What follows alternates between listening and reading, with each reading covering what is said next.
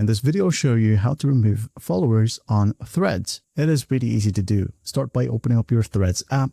And once you're in here, just go ahead over to your profile right here at the bottom right. Tap on it. Now in here, you will be able to see the list of followers that you have.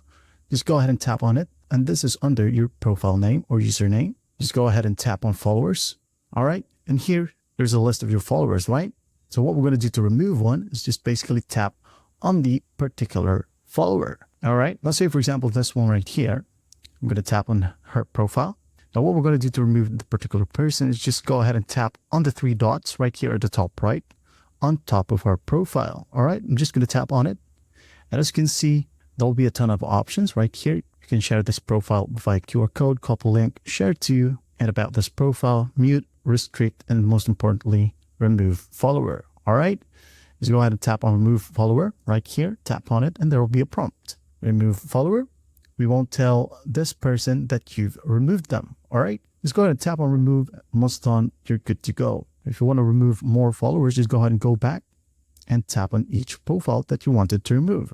And that's basically it. Well, I hope this video helps and I'll see you in the next one.